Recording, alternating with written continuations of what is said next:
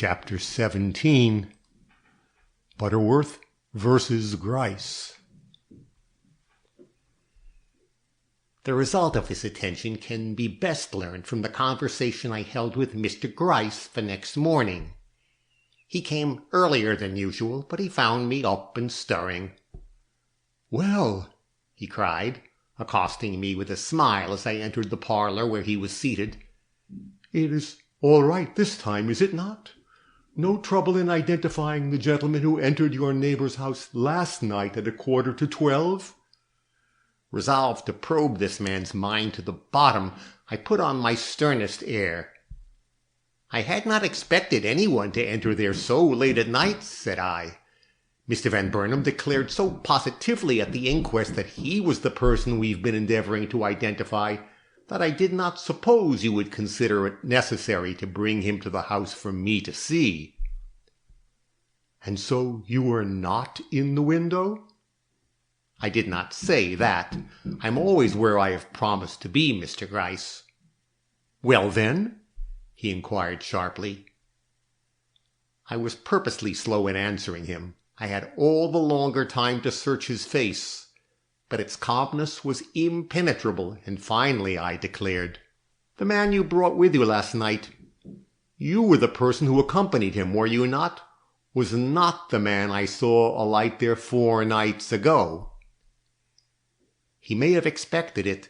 It may have been the very assertion he desired from me, but his manner showed displeasure, and the quick "How?" he uttered was sharp and peremptory. "I do not ask who it was," I went on, with a quiet wave of my hand that immediately restored him to himself, "for I know you will not tell me. But what I do hope to know is the name of the man who entered that same house at just 10 minutes after 9. He was one of the funeral guests, and he arrived in a carriage that was immediately preceded by a coach from which 4 persons alighted, 2 ladies and 2 gentlemen."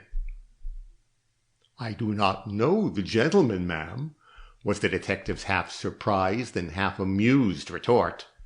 "I did not keep track of every guest that attended the funeral." "Then you didn't do your work as well as I did mine," was my rather dry reply.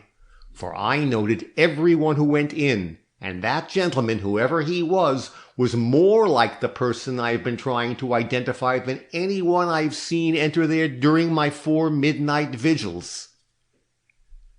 Mr. Gryce smiled, uttered a short "Indeed," and looked more than ever like a sphinx.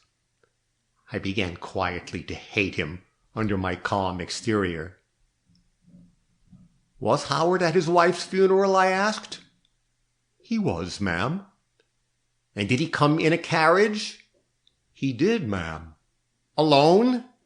"He thought he was alone, yes, ma'am." "Then may it not have been he?" "I can't say, ma'am." Mr. Gryce was so obviously out of his element under this cross-examination that I could not suppress a smile even when I experienced a very lively indignation at his reticence. He may have seen me smile, and he may not, for his eyes, as I have intimated, were always busy with some object entirely removed from the person he addressed. But at all events he rose, leaving me no alternative but to do the same.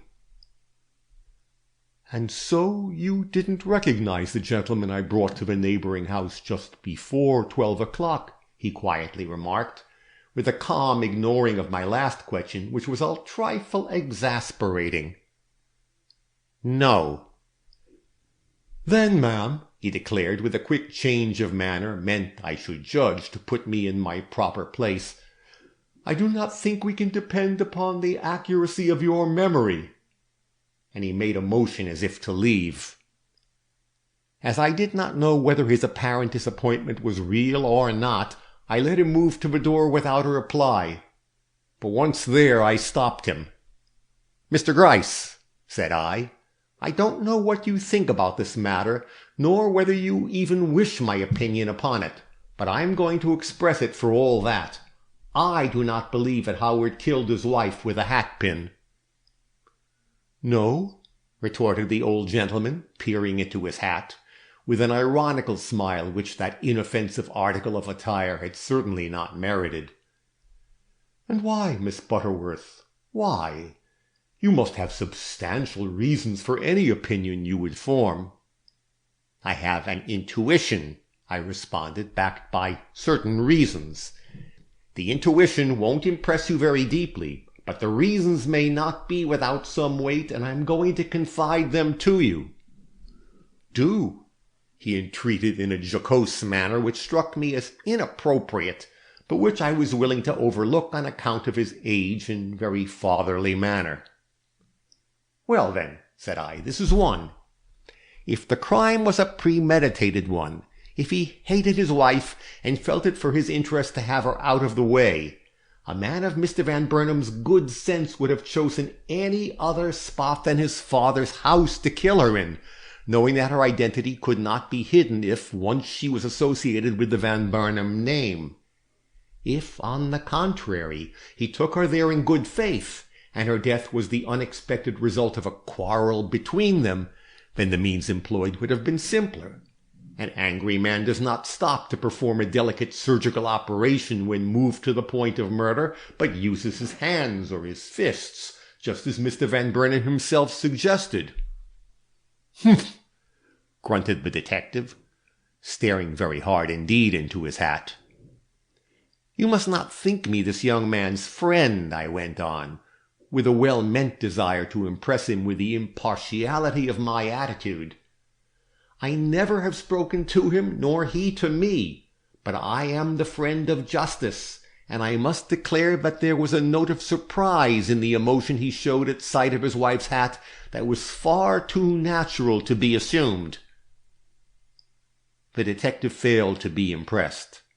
I might have expected this, knowing his sex and the reliance such a man is apt to place upon his own powers.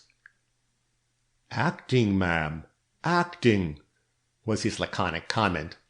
"A very uncommon character, that of Mr. Howard Van Burnham. I do not think you do it full justice." "Perhaps not, but see that you don't slight mine. I do not expect you to heed these suggestions any more than you did those I offered you in connection with Mrs. Boppert, the scrub woman.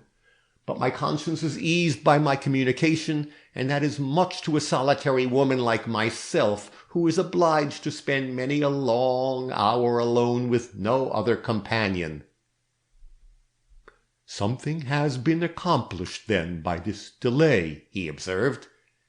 Then, as if ashamed of this momentary display of irritation, he added in the genial tones more natural to him, "I don't blame you for your good opinion of this interesting but by no means reliable young man, Miss Butterworth. A woman's kind heart stands in the way of her proper judgment of criminals." "You will not find its instincts fail even if you do its judgment." His bow was as full of politeness as it was lacking in conviction. "I hope you won't let your instincts lead you into any unnecessary detective work," he quietly suggested. "That I cannot promise. If you arrest Howard Van Burnham for murder, I may be tempted to meddle with matters which don't concern me." An amused smile broke through his simulated seriousness. "Pray accept my congratulations, then, in advance, ma'am. My health has been such that I have long anticipated giving up my profession. But if I am to have such assistance as you in my work, I shall be inclined to remain in it some time longer." When a man as busy as you stops to indulge in sarcasm, he is in more or less good spirits. Such a condition, I am told, only prevails with detectives when they have come to a positive conclusion concerning the case they are engaged upon. "I see you already understand the members of your future profession." "As much as is necessary at this juncture," I retorted. Then, seeing him about to repeat his bow, I added sharply, "You need not trouble yourself to show me too much politeness. If I meddle in this matter at all, it will not be as your coadjutor, but as your rival." "My rival?" "Yes, your rival, and rivals are never good friends until one of them is hopelessly defeated. "Miss Butterworth, I see myself already at your feet." And with this sally, and a short chuckle which did more than anything he had said towards settling me in my half-formed determination to do as I had threatened, he opened the door and quietly disappeared. This ends chapter 17.